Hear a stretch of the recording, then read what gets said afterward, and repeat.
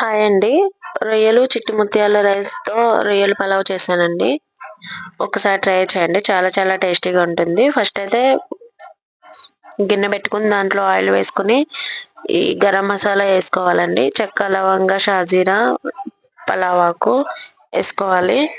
ఏసుకున్న తర్వాత పచ్చిమిర్చి మధ్యలో చీల్చి నిలువుగా చీల్చిన పచ్చిమిర్చి వేసుకొని ఏయించుకోవాలి. అలాగే సన్నగా పొడవుగా తరిగిన ఉల్లిపాయలు వేసుకోవాలి.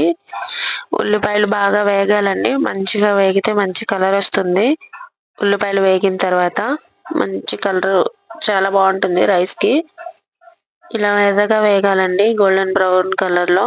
తర్వాత పచ్చి మసాలా వేసుకోవాలి.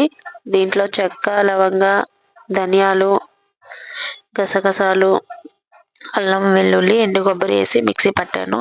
పచ్చి మసాలా బాగా వేయించాలండి. మసాలా వేగిన తర్వాత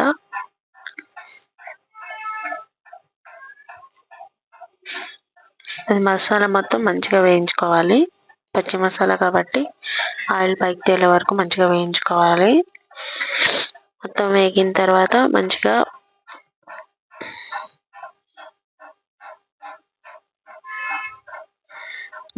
వేగిన తర్వాత కొంచెం ఫస్ట్ రొయ్యలు క్లీన్ చేసుకొని పెట్టుకున్నానండి.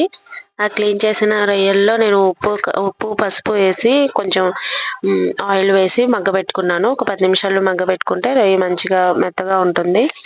ఇది రొయ్యకు ఉప్పు పట్టాలని చెప్పేసి నేను ఇలా చేశానండి. మొత్తం మసాలా వేగిన తర్వాత రొయ్య ముక్కలు రొయ్యలు దాంట్లో వేయాలండి. వేసిన తర్వాత మంచిగా వేయించాలి. ఆ మసాలా మొత్తం రొయ్యలు పట్టే విధంగా కలుపుకోవాలి.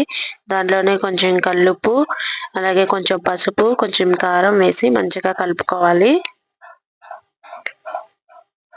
చిట్టి ముత్యాల రైస్‌తో చాలా బావుంటుందండి పులావు. స్పైసెస్ తక్కువగా ఏసి చేస్తున్నాను. చిన్న పిల్లలు కూడా తినే విధంగా. ఉప్పు, కారం, పసుపు మొత్తం మంచిగా రొయ్యకు పట్టే విధంగా కలుపుకోవాలి.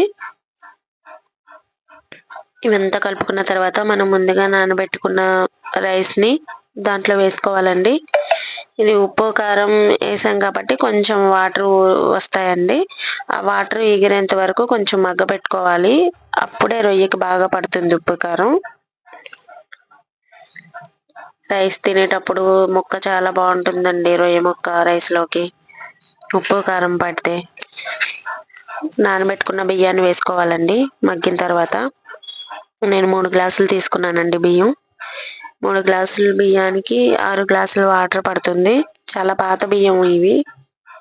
చిట్టి ముత్యాల రైస్ చాలా పాత బియ్యం. అరగంట సేపు నానబెట్టుకున్నాను. నానిన తర్వాత వేసేసుకోవాలి. డైరెక్ట్ వాటర్ వంపేసుకొని రైస్ కరెక్ట్‌గా కొలత కొలుచుకొని పోసుకోవాలండి. లేకపోతే అన్నం చిమిడిపోతుంది. అన్నం మెత్తగా అయినా, పలుకుగా ఉన్నా బాగోదు. కరెక్ట్‌గా చూసి ఏసుకోవాలి. మొత్తం ఒకసారి మిక్స్ చేసుకొని సాల్ట్ సరిపోయిందో లేదో ఒకసారి చెక్ చేసుకోవాలి. ఉప్పు చూసుకున్న తర్వాత కొంచెం ఉప్పు తక్కువైతే ఉప్పు వేసుకోవచ్చండి. ఇప్పుడే ఏసుకోవాలి. తర్వాత తక్కువైతే ఏసుకోవడానికి కూడా కుదరదు ఉప్పు.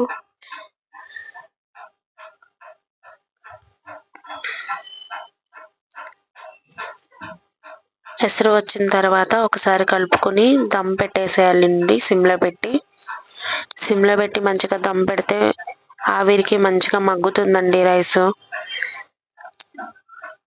ప్లేట్ పెట్టేసి దాని మీద బరువు పెట్టేసాను. ఆవిరికి కొంచెం మగ్గుతుంది.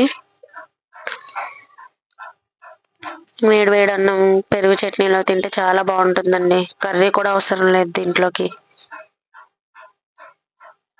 ఒట్టిదే తినేసేయొచ్చు వేడి వేడిగున్నప్పుడు. Thank you for watching. Bye.